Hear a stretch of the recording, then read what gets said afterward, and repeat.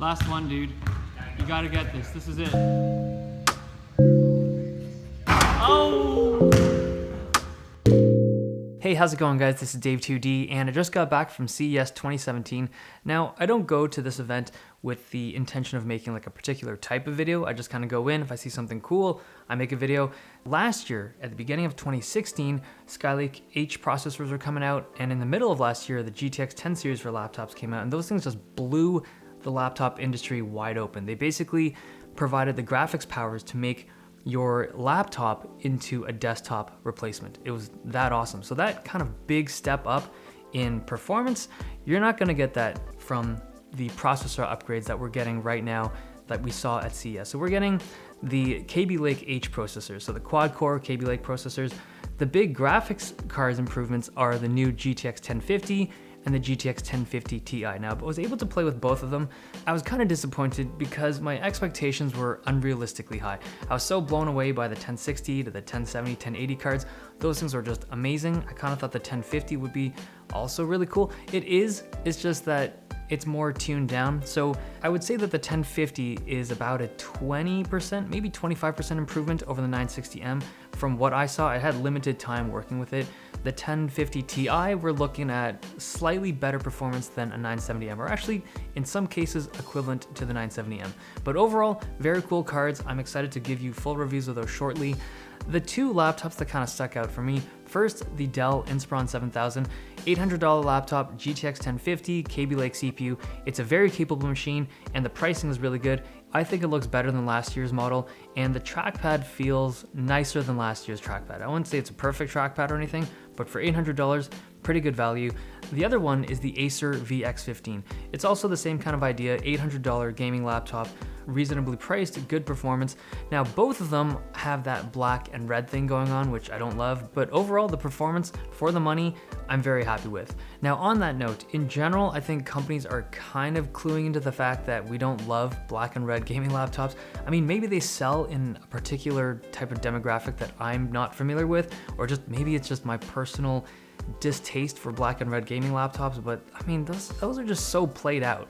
Look at this laptop. It's called the Samsung Odyssey. They probably spent a good chunk of money in terms of R&D to develop this thing, and it comes onto the market looking very dated. Now again, maybe this stuff sells really well in Asia or something, but for me personally, I'm just not a fan. Other cool stuff that I saw, I finally got to play with the Acer 21X Predator. We saw this thing a few months ago at, I forget, some convention, but this thing is a beast. $9,000, 20 pounds, but I mean, it's 20 pounds of just sheer awesomeness. 120 hertz G-Sync panel, mechanical keyboard, and I mean like a real mechanical keyboard. I think these are Cherry MX Browns. Great sound system, and the whole laptop is just completely over the top. Now, I tried to get a battery life estimate from one of the reps there, and he wouldn't really give me one. He kind of danced around the topic, but I think if I played this thing with max screen brightness, max gaming volume, max like everything across the board with RGB lighting going, I think I could kill the battery in like 20 minutes. It's kind of nuts. It's not supposed to be a super portable device, but it's just a very impressive product to begin with. $9,000 kind of makes it not really affordable for most people, but yeah, it's a pretty cool thing.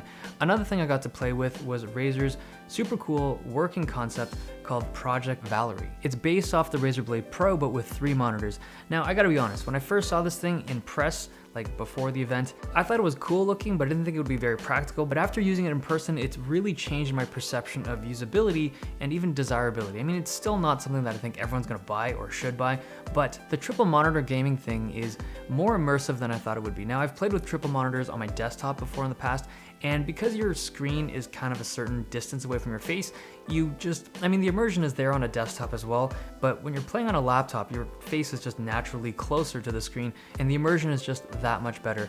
Now, in terms of getting applications and programs running on this, the Razer Media Suite didn't have them running, so I couldn't really test out Premiere on this thing, but I legitimately want to try one when they come out. One other thing to note, I mean, they don't work right now, but they're aiming for automatic deployment. Like, you press a button and the screens will automatically come out and get into position. How cool is that, right? Another thing I saw was the Asus water-cooled laptop. It's not new, but let's step back for a second and understand what is going on here. This is a water-cooled laptop. They're pumping water into this laptop and then cooling it with a rad to maximize overclockability. Now, in terms of just practicality, we're looking at a solid 0, but in terms of like sheer coolness, it's over 9,000.